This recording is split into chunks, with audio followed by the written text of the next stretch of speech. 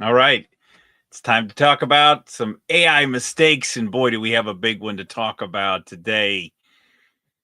We're going to cover what happened with Apple Intelligence, Apple's AI feature set, and the mistakes that were made. This one is really intriguing. And honestly, I'm a little bit shocked about what we've had happen. Look, quite honestly, the mistakes that were made with the Apple Intelligence release and the subsequent changes, we need to talk about these mistakes and see what we can learn from the world of AI. There are many ways that you can make mistakes, both good and bad. And as we delve into all things AI mistakes, this is a really good case for us to discuss because there's some human mistakes, there's some artificial intelligence mistakes, every kind of AI mistake that I love to talk about. Look, we've got a lot of really big technology companies out there that are working on this tech every day. And I think it's absolutely possible for these capabilities to be a real value add, but it's also possible to do things in a way that is really not helpful. So, what exactly are we talking about with Apple's AI? Well, if you've perhaps not seen any of the ads, let me just throw it up on the screen. You see, Apple does a regular release of their products, and with this iteration of releases across many different kinds of hardware, not just the iPhone that you see here on the screen, but also the MacBooks and the iPads, many of their most recent hardware releases have really gone after promoting this Apple Intelligence capability. In fact, that's become a large part of the attraction that they're trying to drive with the latest feature set. Now, I like Apple hardware. I'm an iPhone user. I have been for many a years. And actually, that has a lot to do with how I do things in my life. It turns out I bought an iPhone and then I had kids, and I just didn't have the motivation to change to a different platform. So I stuck with it. And also, admittedly, when Apple made it possible to upgrade, uh, when they gave us a little more memory to work with in the MacBook Air, I went for it. So yeah, I have an Apple computer. My wife is an Apple user, has been for years because she's an artist. I've been very much a PC guy for a long time. But I think there is some real value that can be seen by adding these features to the platform. And I think it's a good thing. You know, when you're trying to add useful features to a platform, I really do applaud that. But I got to tell you, man, Apple really bites it with this one. There's so many things that we need to talk about. So let's dive in first to what Apple talked about when they were introducing this feature set. I, I have a quote here from somebody inside of Apple. See, Craig Federighi is actually part of Apple's engineering organization. He is quoted all the way back in October talking in the Wall Street Journal about their multi-phase approach to introducing Apple Intelligence. And I got to say this just doesn't, it's not a good look. Craig is 100% right here. I think he gets it. He totally understands that you have to do it right. Okay. He also understands that adding this kind of AI feature set as a core capability is not a small undertaking. And he even calls it here. He says, you could put something out there and have it be sort of a mess.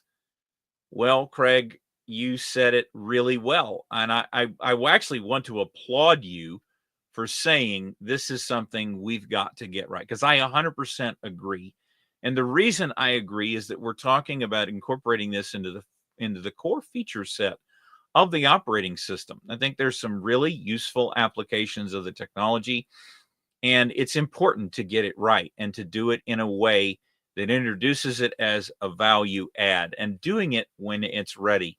But based on what's happened here, something must have gone horribly wrong at Apple in a number of different ways, because the way this turned out, uh, yeah, the phased approach, I don't know who was doing the testing or the checking, but I think there were a few boxes that did not get checked, or maybe they were just overly exuberant about the capabilities and just couldn't make it happen. I mean, I think Craig is being very forthright in saying, look, we know it's not going to be released when the latest devices are out there, okay? And this is what happened, right? I mean, when Apple released the latest generation of the iPhone, they released it with iOS 18, and you have to get an iPhone 16 to be able to leverage the Apple Intelligence feature set that was talked about in the commercials. And so here we have an Apple article explaining how to get it and really specifying, look, you've got to have these specific versions of the operating system in order to get it. Now, I have activated the Apple Intelligence feature on my MacBook. I did briefly play with it.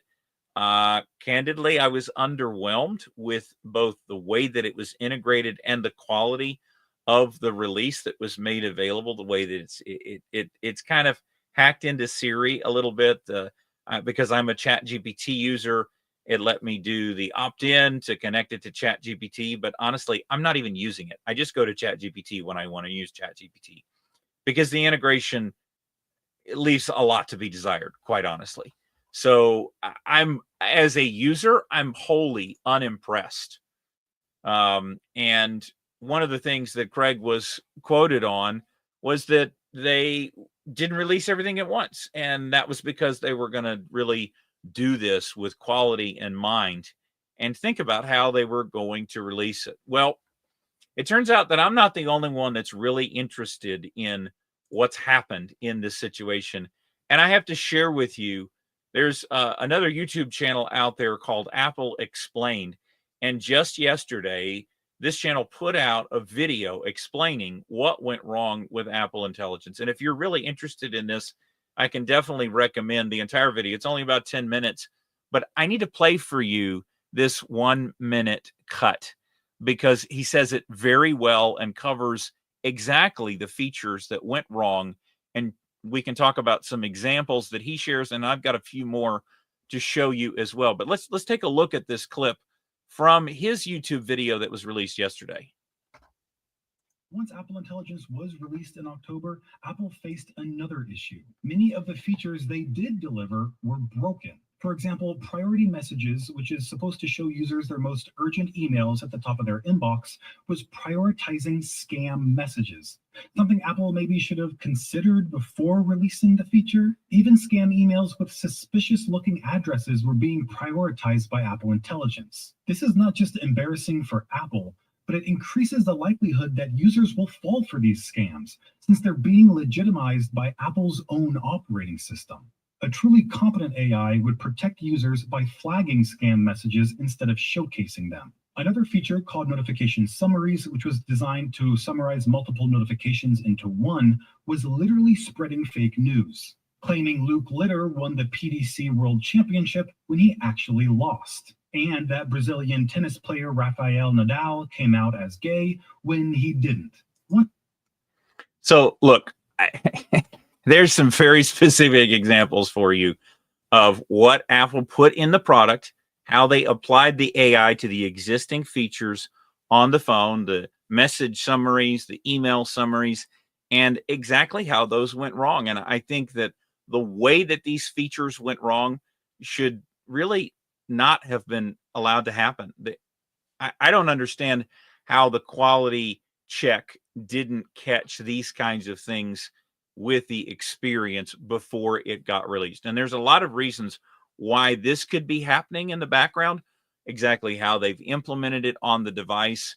You know, I will say that one of the things I really like about Apple is that they have placed a very high value on the user privacy, and the way that they are trying to integrate these features is at the device level instead of always going out to the cloud. But you can't choose that privacy and put it at the expense of communicating things clearly and getting it right.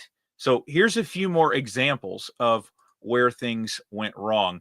We talked about the situation earlier, and you know, when you get it this wrong and it completely skews what exactly is happening, that's a really bad thing. And when we go through and think about all of the ways that Apple has applied the intelligence to the platform, they really didn't even need to include this as a feature, especially given how wrong it is. And the implementation here leaves so much to be desired. And ultimately, this is where we are. Like, okay, it went badly, right? So what can we learn from this? Well, the very first thing that I need you to know is that this was so bad that Apple actually had to say, yeah, we're going to disable those features. Now, what's interesting is this headline from CNBC calls it out as they're removing the beta feature. And that's one of the things that Craig was talking about. You know, these are pre-release features, and you know, you shouldn't expect them to be perfect. But I mean, these these summaries are so bad. You know, if it's actually promoting spam and fraud, uh, that's terrible. That is the absolute worst thing that you can do. Because if you think about the average level of the folks that are doing that are taking advantage of these devices, man, uh, like I'm just thinking about my parents, right? And my mom has an iPhone, and she reads at it, she looks at it, and I know if this feature got turned on for her, it would create a lot of confusion. And I think that that is really what's so bad about this, is that, you know, we've elevated the innovation story over taking care of the user base. And I think more than anything, I'm just really disappointed. I will say candidly, though, that I do think that Apple did the right thing by pausing these features, by stopping the rollout and saying, look, we got it wrong. We're going to pull it back. Okay. That was the right call, Apple. Thank you for admitting the problem and trying to take steps to address it. And boy, actually, they are addressing it. And let's talk a little bit about some of the things that they've done to try to address it. Firstly, they have done an update. So the software update specifically is disabling the AI generated summaries for news and entertainment. Now, the challenge here, of course, is you have to update the device for that disable to actually come through, based on what I understand. And you know, this is something that, again, an update to do a disable, I don't know, that's also a concern of mine. Like they don't have any other way to flip the switch other than through an update. Now, they've also added some italicized text to let you know that it's a generated summary instead of it being directly taken from the story. I got to tell you, though, I mean, almost all of the news and information we get on the device is already a headline. I'm honestly not sure how useful this feature is from the get-go. Uh, uh, Full disclosure, I do not have the latest iPhone. I haven't touched these features. I have not used them. I don't know what they look like other than what's been shared in the headlines. But obviously, this is a big enough problem that Apple had to pull them. Now, they're also trying to make it easier to understand how the notifications are showing up on your screen. And then they're making Apple Intelligence an opt-out rather than an opt-in for that next release. I have mixed feelings about this. Again, this just seems like it's adding insult to injury to me, but it's part of the changes that they've made. Now, they are trying to bring in these AI features on top of Siri, and they're trying to do it in a way where it is sort of a hybrid model.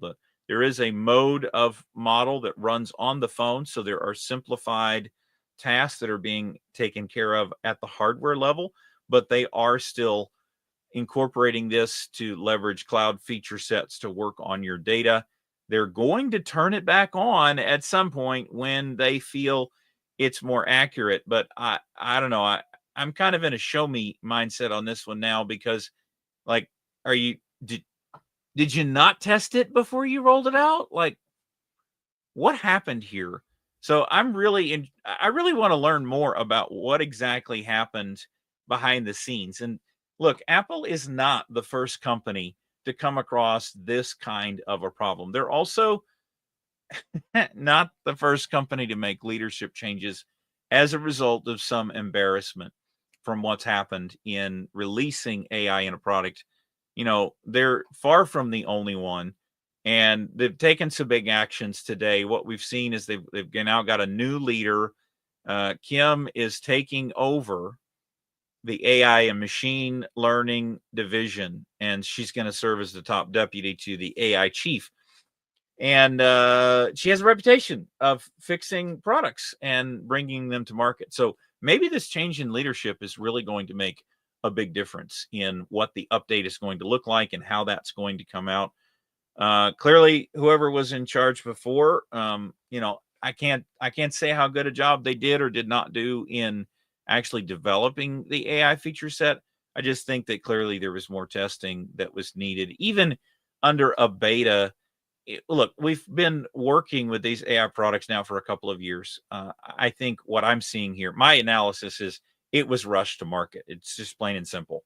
They saw that they were getting behind. They needed to do something, and it caused them to release it before it was really mature. They've also made some organizational changes from a structure standpoint. So they've got some folks that are reporting differently. And but nobody got fired. So is that a good thing? Is that a bad thing?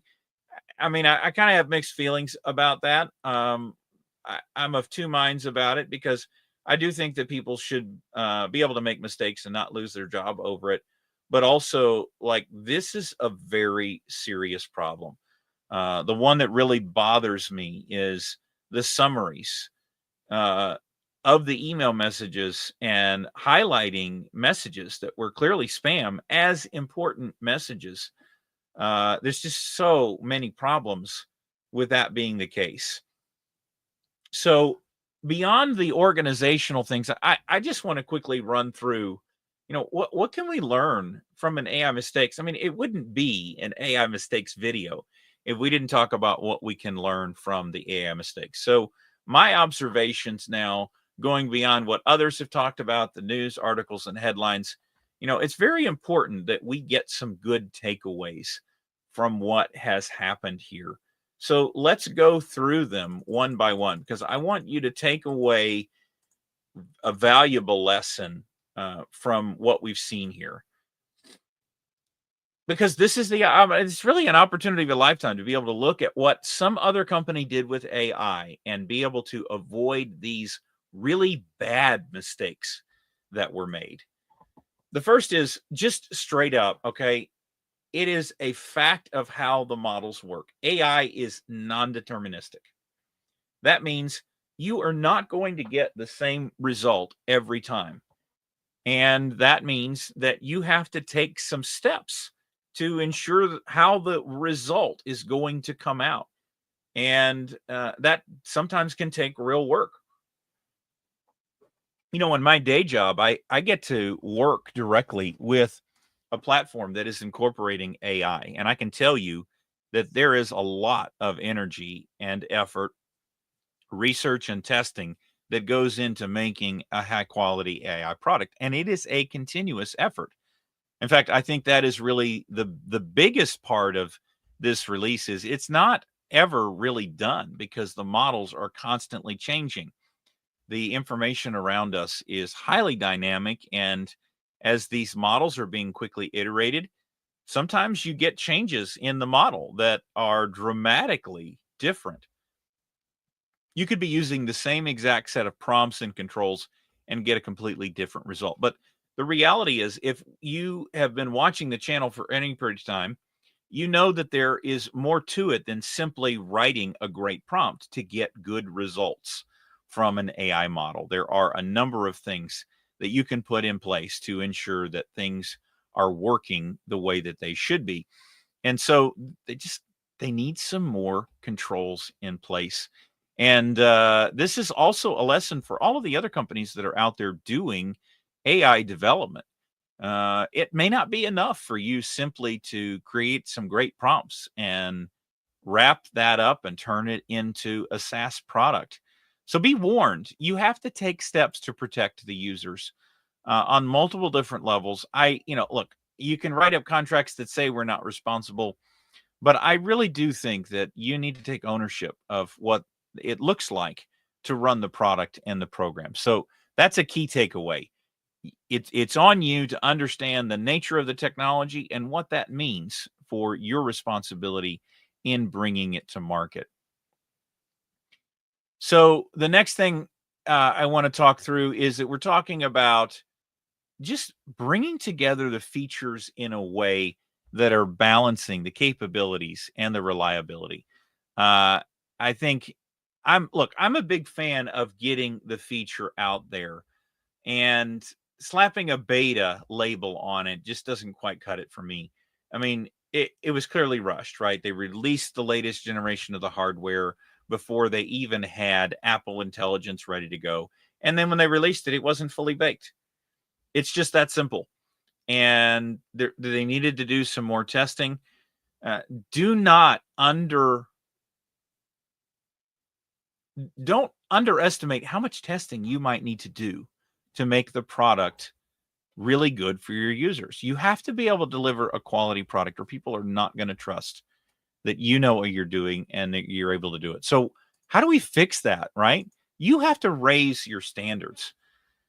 And this can be a real challenge. I'm gonna cover this again in a later talk, right? But if you've been around, and if you haven't seen this, drop by the website, because I have an entire framework that actually takes you through how to build a product, how to build a capability, how to release something so that you understand the space around that product. You can iterate it, you can do testing, you can do development in a way that is safe and productive, accounting for those mistakes, because we learn best from mistakes. I don't expect anybody to do something without mistakes at all, but I do think that there are ways that you can put controls around the way that things are implemented so that you can have a better story. You can put out a very high quality product and still do rapid product innovation. And at the end of the day, you just need to own up to the responsibility. Do the right thing. Take care of your users. Leverage the latest and greatest technology, but do it in a way that's good for everybody that's involved. So that's a pretty quick one tonight, but I think there's some really valuable lessons. And this is going to be one to watch as Apple continues to release new updates that incorporate this AI feature set. But certainly the summaries and when those come back, and they're saying it's going to come back. So I probably won't have the latest iPhone by the time they turn it back on, but it's not a negative for me, but I got to tell you, it's not a feature that I'm running out to buy a new device specifically for. And I think that was also part of the triangulation that was being made here. So as I'm kind of going through this, thanks for those of you that have joined live. And I have to, I have to put up your last comment here. Look, it is a real black eye for Apple, right? And when you're doing operating system based functionality, there's a lot of different ways that you can incorporate the feature set and turn it on. But I think more than anything, I'm just really disappointed. This is a very Google-esque move. If you remember what it looked like when Google pushed their generative AI answers feature set out to all Google users. And, that's the real irony here. It's like Apple didn't learn anything from what happened to Google. I mean, there have been not one, but multiple examples of other organizations getting it completely wrong, right? This is the thing that I don't get, right? Amazon's had major problems. Google's has major problems. Even OpenAI had some issues with the release. When they initially released their search product, yeah, it wasn't great.